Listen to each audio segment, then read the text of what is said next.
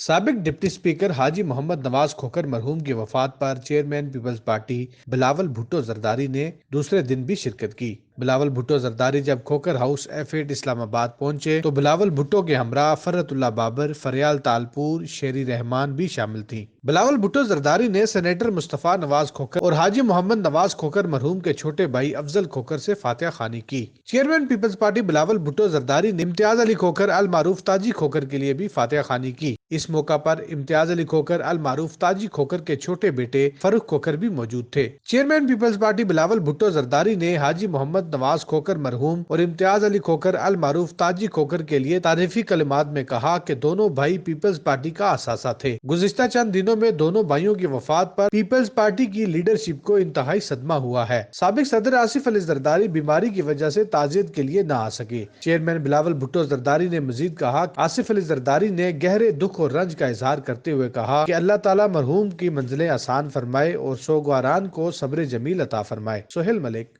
حق نیوز، اسلام آباد۔